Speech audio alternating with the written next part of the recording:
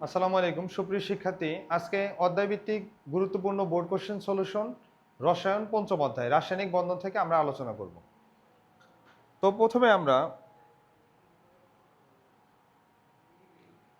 পঞ্চম অধ্যায়ে সিলেট বোর্ড 2025 থেকে আমরা একটা প্রশ্ন সিলেক্ট করেছি, যেটা গ নাম্বার প্রশ্ন এসেছিল, E2 অণুর বন্ধন গঠন প্রক্রিয়া ব্যাখ্যা করো।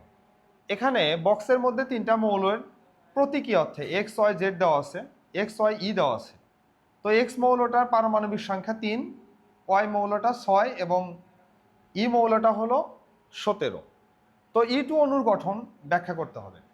তো এখানে খেয়াল করে দেখো, ই মৌলটার পারমাণবিক সংখ্যা 17, তার মানে ই মৌলটা হলো ক্লোরিন। আমরা লিখতে পারি ই মৌলটা হলো আমার এখানে ক্লোরিন।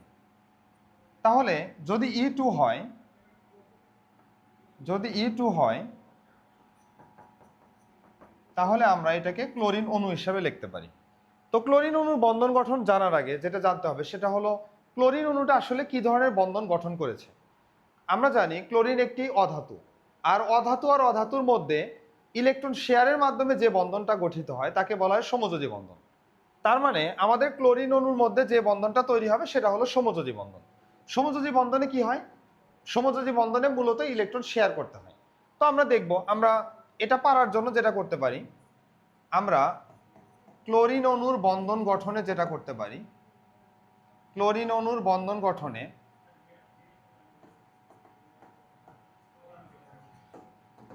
প্রথমে আমরা চিত্র আঁকানোর সুবিধার্থে যেটা করব সেটা হলো মৌলটার ইলেকট্রন বিন্যাস করব। 17 1s2 2s2 2p6 3s2 3p5। একটু খেয়াল করে দেখো, এটা 1 নম্বর কক্ষপথ, এটা 2 নম্বর কক্ষপথ, এটা 3 নম্বর কক্ষপথ। 1 নম্বর কক্ষপথকে আমরা নাম দিয়েছি কে, 2 নম্বর L, 3 নম্বর M। 1 নম্বর কক্ষপথে ইলেকট্রন থাকবে 2টা, 2 নম্বরে থাকবে 8টা, 3 নম্বরে থাকবে 7টা। ইলেকট্রন বিন্যাস করলে সুবিধা কি? আমার চিত্র আঁকানোর সুবিধা, যে আমি কয়টা কক্ষপথ আঁকাবো সেটা ইলেকট্রন বিন্যাস থেকে পাওয়া যাবে। কিভাবে পাবো? আমি ক্লোরিন মৌলকে সেন্টারে দিলাম, এটা হলো নিউক্লিয়াস, প্রথম রাউন্ডটা নিউক্লিয়াস। এবার একটা কক্ষপথ আঁকালাম, 2টা আঁকালাম, 3টা আঁকালাম, অর্থাৎ আমার যতগুলো কক্ষপথ হবে তার চেয়ে একটা রাউন্ড বৃত্ত বেশি আঁকাতে হবে। প্রথম কক্ষপথে ইলেকট্রন আছে কয়টা? 2টা। দ্বিতীয় কক্ষপথে ইলেকট্রন কয়টা? 8টা, আমরা দিলাম 8টা। তৃতীয় কক্ষপথে ইলেকট্রন আছে কয়টা? 7টা, আমরা ইলেকট্রন দিলাম 7টা। তো যাই হোক, ক্লোরিন অণু যেহেতু বন্ধন গঠন, তার মানে 2টা ক্লোরিন পরস্পর এখানে ইলেকট্রন শেয়ার করবে। প্রশ্ন হলো কয়টা শেয়ার করবে? তোমরা একটু খেয়াল করো, ক্লোরিন অণুকে যদি আমরা ইলেকট্রন বিন্যাসটাকে পি অরবিটালকে একটু আমরা বিশ্লেষণ করে ভেঙে লিখি, 1s2 2s2 2p6 3s2 3px 3py 3pz। তার মানে 5টা ইলেকট্রন এর মধ্যে প্রথমে x কে একটা দেব, y কে একটা দেব, z কে একটা দেব, এরপরে x আরো একটা পাবে, y আরো একটা পাবে। এখানে বিজোড় ইলেকট্রন কয়টা পেলাম? বিজোড় ইলেকট্রন পেলাম একটি, বিজোড় ইলেকট্রন একটি। তার মানে ক্লোরিন যখন বন্ধন গঠন করবে তখন ক্লোরিন একটা বিজোড় ইলেকট্রন শেয়ার করবে। তো এবার আমরা যেটা করতে পারি, দেখো 2টা ক্লোরিন অণু যদি আমরা কানেক্ট করতে চাই, তাহলে এই ক্লোরিন অণুর প্রথম শক্তি স্তরে ইলেকট্রন 2টা, দ্বিতীয়তে ইলেকট্রন আছে 8টা এবং তৃতীয়তে ইলেকট্রন আছে কয়টা? 7টা। 3 4 5 6 7। এই পাশে আরো একটা ক্লোরিন নেব, এই ক্লোরিনের ইলেকট্রনগুলোকে আমরা ক্রস চিহ্ন দিয়ে বুঝাবো।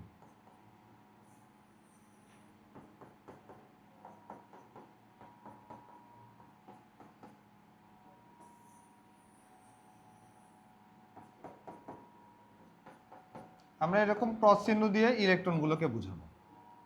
তাহলে এটা আলাদাভাবে এটা একটা ক্লোরিন পরমাণু, আলাদাভাবে এটা একটা ক্লোরিন পরমাণু, কিন্তু এদের মধ্যে যখন আমরা কানেক্ট করে দেব,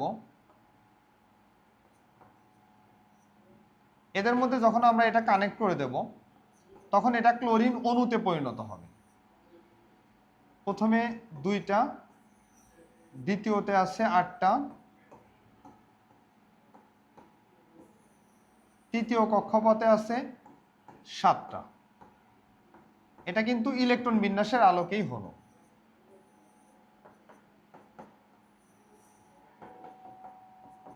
ইলেকট্রনকে ডট এবং ক্রস চিহ্ন দিয়ে বোঝানো যায়। একটা আর একটার কক্ষপথকে এরকম ব্যবহার করবে, ইলেকট্রন শেয়ার করে সমযোজী বন্ধন তৈরি করবে। ইলেকট্রনকে ডট এবং ক্রস চিহ্ন দ্বারা বোঝানো যায়। এই আলোচনাটা আমাদের মূল বইয়ে 98 পৃষ্ঠায় দেওয়া আছে, যে ইলেকট্রনকে আমরা চাইলে ডট এবং ক্রস চিহ্ন দিয়ে বোঝাতে পারি। তাহলে একটা করে ইলেকট্রন শেয়ার করলো, তার মানে ক্লোরিনের মধ্যে একটা একক বন্ধন তৈরি হলো, ক্লোরিন বন্ড ক্লোরিন, অর্থাৎ আমরা একটা ক্লোরিন অণু পেয়ে গেলাম। এখন ক্লোরিন কেন সমযোজী বন্ধন তৈরি করলো? একটা জিনিস খেয়াল করো, এই ক্লোরিনের শেষ কক্ষপথে মোট ইলেকট্রন আছে কয়টা? 7টা। এরও ইলেকট্রন আছে 7টা।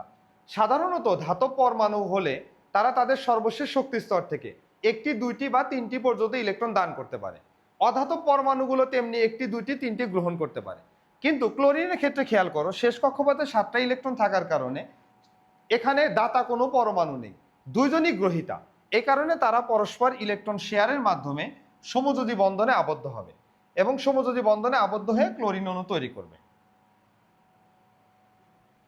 তার মানে আমরা E2 অণুর বন্ধন গঠন প্রক্রিয়া, এটার জন্য আমরা যে চিত্রটা দেখলাম, এইভাবে চিত্রটা লিখে তোমরা বর্ণনাটা মূল বই 97 পেজ থেকে দেখে নিতে পারবে। এরপরে আমরা আর একটা টপিক নেব, যেটা সিলেট বোর্ড 2025 আসছে। উদ্দীপকে দেওয়া আছে এক্স মৌলের পারমাণবিক সংখ্যা 3, ওয়াই মৌল 6 এবং ই মৌল হলো 17। তো প্রশ্ন ছিল, ওয়াই ও ই দ্বারা গঠিত যৌগ পানিতে অদ্রবণীয় হলেও এক্স ও ই দ্বারা গঠিত যৌগ পানিতে দ্রবণীয়, বিশ্লেষণ করো।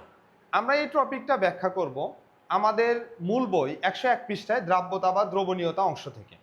তো তার আগে আমরা প্রতীকী অর্থে যে মৌলগুলো আছে সেগুলো থেকে মৌলগুলো বের করে আনবো। কিভাবে? যেমন আমাদের এখানে এক্স মৌলের পারমাণবিক সংখ্যা 3, তার মানে এক্স মৌলটা হলো লিথিয়াম।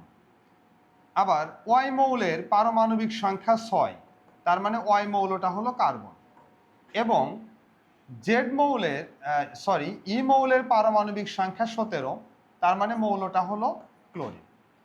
তো একটা প্রশ্ন ছিল, ওয়াই ও ই দ্বারা গঠিত যৌগ, তাহলে ওয়াই এবং ই দিয়ে যদি আমরা গঠিত যৌগ বানাই, ওয়াই ও ই দ্বারা গঠিত যৌগ, তাহলে আমরা পাব কার্বন এবং ক্লোরিন দ্বারা গঠিত যৌগ, কার্বন এবং ক্লোরিন দ্বারা গঠিত যৌগ কার্বন টেট্রাক্লোরাইড। কার্বন টেট্রাক্লোরাইড গঠিত হয়। অনুরূপে এক্স ও ই দ্বারা গঠিত যৌগ যদি আমরা দেখি, এক্স ও ই, তার মানে আমাদের এক্স মৌলটা হলো লিথিয়াম আর ই মৌল ক্লোরিন, তার মানে এই যৌগটা হবে লিথিয়াম ক্লোরাইড। তোমরা একটু খেয়াল করলে দেখতে পাবে আমাদের এই যৌগটা কার্বন টেট্রাক্লোরাইডে উভয় মৌলই অধাতু। আমরা জানি অধাতু আর অধাতু যে বন্ধন তৈরি করে সেটা সমযোজী বন্ধন, এবং যে যৌগের মধ্যে সমযোজী বন্ধন থাকে তাকে সমযোজী যৌগ বলে। তার মানে আমাদের এই যৌগটা হলো সমযোজী যৌগ। অপরদিকে লিথিয়াম ও ক্লোরিন দ্বারা গঠিত যৌগটা, লিথিয়াম একটা ধাতু, ক্লোরিন একটা অধাতু। ধাতু আর অধাতু দিয়ে যে যৌগটা হয় সেটা হলো আয়নিক যৌগ এবং তাদের মধ্যকার বন্ধন আয়নিক বন্ধন। তাহলে আমরা পাবো এটা হলো আয়নিক বন্ধন। এবার আমরা যেটা করব, এদের মধ্যে কোনটা পানিতে দ্রবণীয়, তোমরা তোমাদের মূল বইয়ে, রসায়ন মূল বইয়ে 101 পেজে যেটা পেয়ে যাবে সেটা হলো সকল আয়নিক যৌগ, সকল আয়নিক যৌগ, সকল আয়নিক যৌগ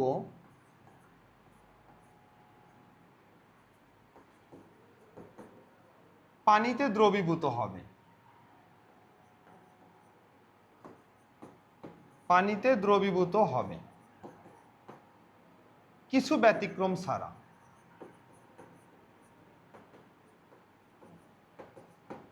অপরদিকে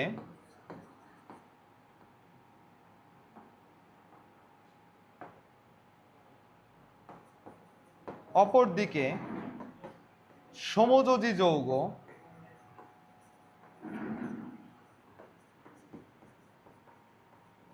পানিতে অদ্রবণীয় হবে।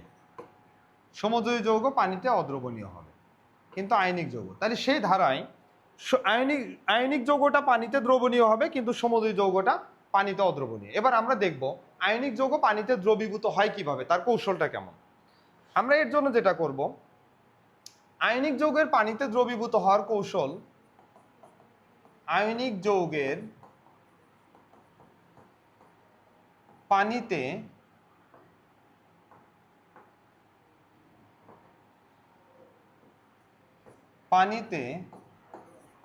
দ্রবীভূত হওয়ার কৌশল।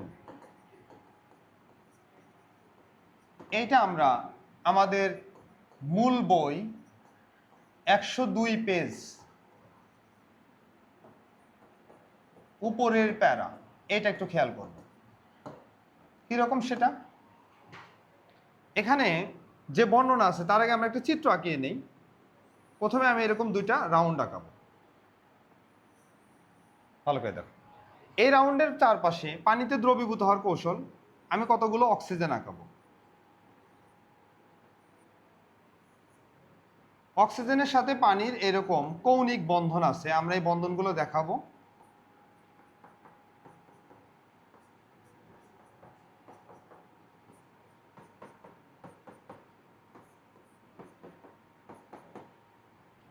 এই চিত্রটার চারপাশে আমরা কিছু হাইড্রোজেন আঁকাবো।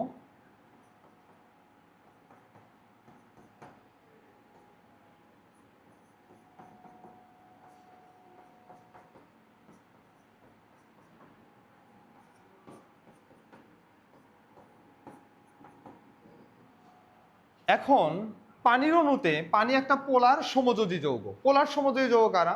যে সকল সমযোজী যৌগের মধ্যে আংশিক ধনাত্মক এবং আংশিক ঋণাত্মক প্রান্তের সৃষ্টি হয় তাদেরকে পোলার সমযোজী যৌগ বলা হয়। এটা আমরা 101 পেজে পেয়ে যাব।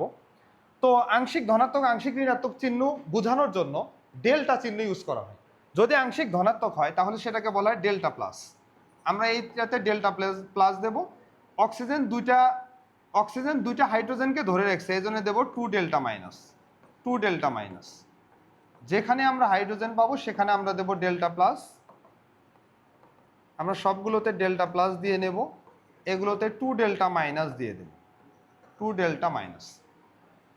হাইড্রোজেনগুলোকে ডেল্টা প্লাস, 2 ডেল্টা মাইনাস সবগুলোতে।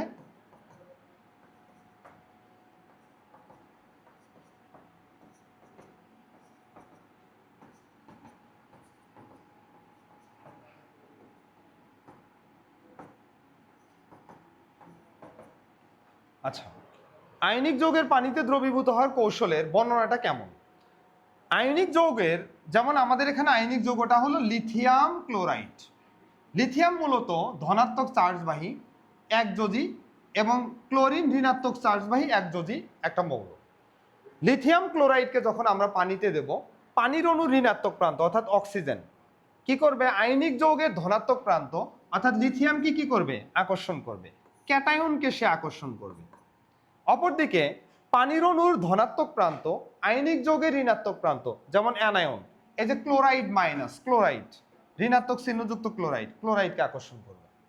যখন পানির অণুর এই আকর্ষণ শক্তি লিথিয়াম ও ক্লোরাইড অর্থাৎ ক্যাটায়ন ও অ্যানায়নের মধ্যকার আকর্ষণ শক্তি থেকে বেশি হবে, তখন পানির অণু দ্বারা আয়নিক যৌগটা পরিবেষ্টিত হবে এবং যৌগটা পানিতে দ্রবীভূত হবে। এখানে মনে রাখার যেটা বিষয় সেটা হলো, আমরা যেটা লিখব লিথিয়াম প্লাস, এটা হলো ক্যাটায়ন ধনাত্মক চার্জবাহী পরমাণু। ক্লোরিন মাইনাস, এটা হলো অ্যানায়ন।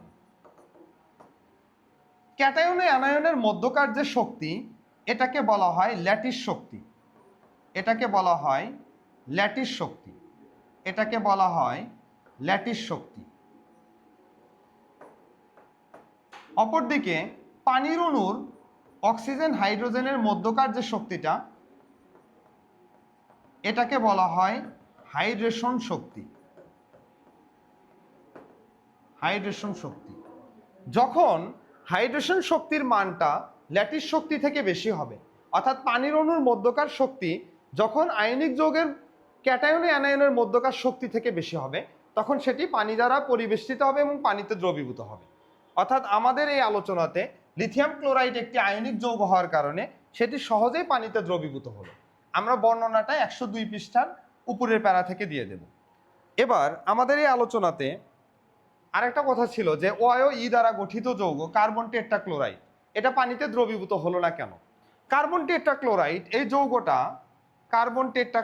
এই যৌগটাতে আংশিক ধনাত্মক এবং আংশিক ঋণাত্মক প্রান্ত অর্থাৎ ডেল্টা প্লাস এবং ডেল্টা মাইনাস তৈরি হয় না, যার কারণে এটা একটা অপোলার সমযোজী যৌগ। এই কারণে এটি পানিতে দ্রবীভূত হয় না। প্রশ্ন থাকতে পারে অপোলার সমযোজী যৌগ কেন হলো? আমরা জানি কার্বনের তড়িৎ ঋণাত্মকতার মান 2.5 এবং ক্লোরিনের তড়িৎ ঋণাত্মকতার মান হলো 3.0। এটা কত? 0.5।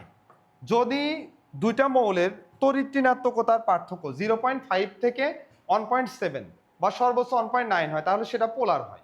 এর কমে হলে 0.5 বা এর কমে হলে সেটা সাধারণত অপোলার যৌগ হয়ে থাকে। কার্বন টেট্রাক্লোরাইড একটা অপোলার সমযোজী যৌগ হওয়ার কারণে এটা পানিতে দ্রবীভূত হবে না। আজকের আলোচনায় আশা করি তোমরা আয়নিক যৌগ পানিতে দ্রবীভূত হওয়ার কৌশল এবং সমযোজী যৌগ যে পানিতে দ্রবীভূত হয় না সে সম্পর্কে তোমরা বুঝতে পেরেছো। এই বোর্ড কোশ্চেনটা হলো ময়মনসিংহ বোর্ড 2025 আসছে। উদ্দীপকটা এরকম ছিল, কিউ মৌল পারমাণবিক সংখ্যা 19, আর মৌল 9, টি মৌল 8, এম মৌল 6। এখানে কিউ আর টি এম প্রতীকী অর্থে ব্যবহৃত, প্রচলিত মৌলের কোনো প্রতীক নয়। প্রশ্ন ছিল কিউ আর দ্বারা গঠিত যৌগের বন্ধন গঠন প্রক্রিয়া চিত্রসহ দেখো। তাহলে আমাদের কিউ মৌলটার পারমাণবিক সংখ্যা 19, তার মানে মৌলটা হলো পটাশিয়াম, এবং আর মৌলের পারমাণবিক সংখ্যা দেওয়া আছে 9, তার মানে মৌলটা হলো আমাদের আর মৌলটা হলো ফ্লোরিন। এখন কিউ এবং আর দ্বারা গঠিত যদি আমরা একটা যৌগ বানাই, তার মানে পটাশিয়াম এবং ফ্লোরিন এই দুইটাকে যদি আমরা কানেক্ট করি তাহলে আমরা যে যৌগটা পাবো সেটা হলো পটাশিয়াম ফ্লোরাইড। একটু খেয়াল করলে দেখতে পাবে পটাশিয়াম একটা ধাতু, অপরদিকে ফ্লোরিন একটা অধাতু। ধাতু যদি একটা ইলেকট্রন দান করে তাহলে আমরা যে যৌগটা পাবো, যে আয়নটা পাবো তার নাম হবে ক্যাটায়ন, পটাশিয়াম প্লাস। আর অধাতু যদি ইলেকট্রন গ্রহণ করে তার নাম হবে অ্যানায়ন, তার মানে ক্লোরাইড, ক্লোরিনের উপর একটা মাইনাস চিহ্ন। এখন ক্যাটায়নে অ্যানায়নের মধ্যকার যে বন্ধনটা হবে সেটা হলো একটা আয়নিক বন্ধন। আজকের আলোচনা আমাদের কিউ আর দ্বারা গঠিত যৌগের বন্ধন গঠন প্রক্রিয়া, মানে আয়নিক বন্ধন গঠন প্রক্রিয়া। আমরা পটাশিয়াম ফ্লোরাইডের গঠনের ক্ষেত্রে দেখব পটাশিয়াম ফ্লোরাইড অনুগঠন সেটা কেমন। আমরা এটা পারার জন্য চিত্রটা কিরকম একটা রূপ হবে, প্রথমে আমরা একটা ইলেকট্রন বিন্যাস করে নেব। ইলেকট্রন বিন্যাস করলে আমাদের কি লিড পাবো আমরা দেখব। Potassium 19, 1s2, 2s2, 2p6, 3s2, 3p6, 4s on। খেয়াল করলে দেখতে পাবে এটা 1 নম্বর কক্ষপথ, 2 নাম্বার, 3 নাম্বার, 4 নাম্বার। 1 নম্বর কক্ষপথ K, 2 number L, 3 number M, 4 number N.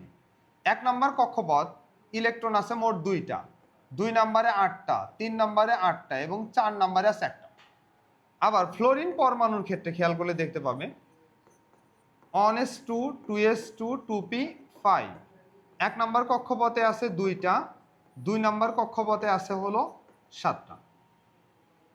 এবার ইলেকট্রন বিন্যাসের সুবিধা হলো চিত্র আঁকানো। আমার যতগুলো কক্ষপথ আছে তার চেয়ে আমি বৃত্ত আমার খাতায় একটা বেশি আঁকাবো। তার মানে একটা বৃত্ত হবে নিউক্লিয়াস, বাকিগুলো তার কক্ষপথ। যেমন পটাশিয়াম মৌলটা সেন্টার, আমরা নিউক্লিয়াসে পটাশিয়ামকে রাখলাম প্রথম রাউন্ড। এরপরে আমাকে আরো 4টা রাউন্ড আঁকাতে হবে, 4টা কক্ষপথ, 1টা, 2টা, 3টা এবং এই হলো 4টা। পাশাপাশি ফ্লোরিন পরমাণু নিউক্লিয়াস প্রথম কক্ষপথ, রাউন্ড আমি দেব মোট 3টা, 2টা, এই যে একটা, 3টা। এবার আমরা ইলেকট্রনগুলো বিন্যস্ত করতে চাই, এদের মধ্যে একটা কানেক্টিভিটি ঘটাবো আমরা। প্রথমটা নিউক্লিয়াস, প্রথম কক্ষপথে ইলেকট্রন আছে কয়টা, 2টা। দ্বিতীয়তে আছে কয়টা, 8টা, আমি দ্বিতীয়তে ইলেকট্রন দিলাম 8টা। তৃতীয়তে ইলেকট্রন কয়টা আছে এম সেলে, এম সেলেও আছে কয়টা 8টা, আমি এই যে 8টা ইলেকট্রন দিলাম। এবং চতুর্থতে ইলেকট্রন আছে একটা, আমি এই ইলেকট্রনটা কোন পাশে দেব? যেহেতু আমি দান করব ফ্লোরিনকে, তাই ফ্লোরিনের কাছে অনুকূল হয়, সুবিধা হয়, এরকম একটা পাশে রাখবো, অর্থাৎ আমি এই পাশে রাখলাম।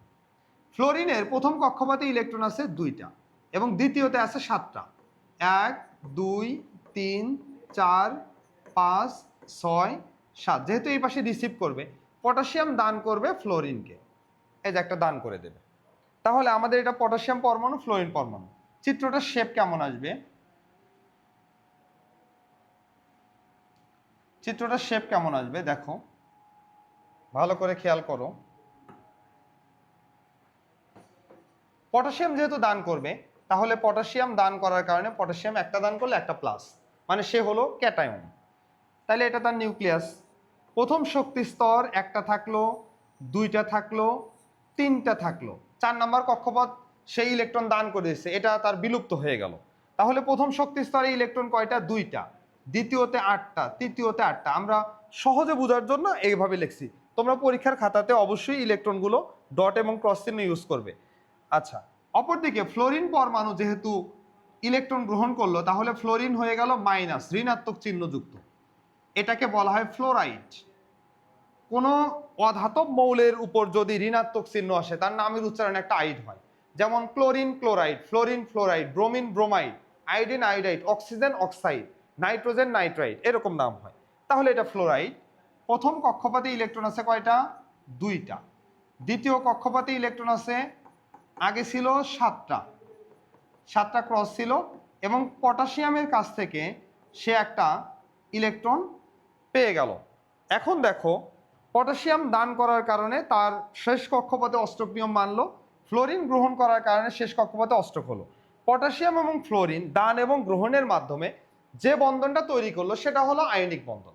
এবার আমরা যদি এটাকে মানে বিক্রিয়ার ভাষায় ত্যাগ এবং গ্রহণ দিয়ে বোঝাই, তাহলে এরকম হবে, পটাশিয়াম তার শেষ কক্ষপথ থেকে একটি দান করলো, হয়ে গেল পটাশিয়াম প্লাস। এই জিনিসটাই বই এইভাবে লেখে, পটাশিয়াম একটা তীর চিহ্ন দিয়ে পটাশিয়াম প্লাস, বামে থেকে তুমি যাকে মাইনাস করেছো ডানে হবে সেটা প্লাস ইলেকট্রন, এটা দান। অপরদিকে ফ্লোরিন পরমাণু একটি ইলেকট্রন গ্রহণ করে, ফ্লোরিন মাইনাস। এবার তাহলে সামগ্রিক বিক্রিয়াটা কি দাঁড়ালো? ইলেকট্রন ইলেকট্রন আমরা কেটে দিতে পারি দুই পাশে। তাহলে এই পাশে সামগ্রিক বিক্রিয়া, পটাশিয়াম ফ্লোরিনের সাথে যুক্ত হতে গিয়ে পটাশিয়াম আয়ন এবং ফ্লোরাইড আয়ন হয়েছিল, এবং তারা পরস্পরের সাথে বিক্রিয়া করে পটাশিয়াম ফ্লোরাইড অণু গঠন করে। আমরা এই জিনিসটার খুব সুন্দর আমাদের বইয়ে একটা বর্ণনা আছে, আমি এই বর্ণনাটা তোমাদেরকে আমি রেফার করব। সেটা হলো, বর্ণনাটা তুমি কোথায় পেয়ে যাবে? আমাদের এই আলোচনাটার বর্ণনা মূল বই 95 পেজে চিত্রের নিচ থেকে 96 পেজ চিত্র পর্যন্ত খুব সুন্দর বর্ণনা আছে। বর্ণনাটা আমি তোমাদের সুবিধার্থে একটু বর্ণনাটা করে দিই, তোমরা কিভাবে এটা বর্ণনা করবে। তাহলে এটা বর্ণনাটা এরকম হবে যে উদ্দীপকের কিউ আর দ্বারা গঠিত যৌগটা হলো পটাশিয়াম ফ্লোরাইড। পটাশিয়াম ফ্লোরাইড অণু গঠনের ক্ষেত্রে পটাশিয়াম পরমাণু তার শেষ কক্ষপথ থেকে একটি ইলেকট্রন দান করে পটাশিয়াম আয়নে পরিণত হয় এবং নিকটস্থ নিষ্ক্রিয় গ্যাস আর্গনের কাঠামো লাভ করে। অপরদিকে পটাশিয়ামের দান করা ইলেকট্রনটা ফ্লোরিন পরমাণু গ্রহণ করে ফ্লোরাইড মাইনাসে পরিণত হয়, নিকটস্থ নিষ্ক্রিয় গ্যাস নিয়নের কাঠামো লাভ করে। এরপরে পটাশিয়াম আয়ন এবং ফ্লোরাইড আয়ন পরস্পর কাছাকাছি এসে আয়নিক বন্ধনে আবদ্ধ হয়। যে যৌগে আয়নিক বন্ধন বিদ্যমান তাকে আয়নিক যৌগ বলে। কাজে পটাশিয়াম ফ্লোরাইড একটি আয়নিক যৌগ। এছাড়াও তোমরা তোমাদের মূল বইয়ে অ্যাট দ্য সেম যে কাজগুলো পাবে, অ্যাট দ্য সেম ওয়েতে যেগুলো পাবা, সেটা হলো পটাশিয়াম ফ্লোরাইড যেহেতু তোমরা শিখলে, তোমরা সোডিয়াম ক্লোরাইডে একই বর্ণনা দিতে পারবে। সোডিয়াম ক্লোরাইডের অন্য বোর্ড কোশ্চেনগুলো দেখবে, সোডিয়াম ক্লোরাইডে একই বর্ণনা। পাশাপাশি তোমরা ম্যাগনেসিয়াম অক্সাইড, এটা মূল বইয়ে পেয়ে যাবে, ক্যালসিয়াম অক্সাইড একই বর্ণনা, এরপরে সোডিয়াম হাইড্রাইড একই বর্ণনা তোমরা পেয়ে যাবে। আশা করি তোমরা আয়নিক বন্ধন সম্পর্কে বিস্তারিত একটা ধারণা পেয়েছো। ধন্যবাদ সবাইকে।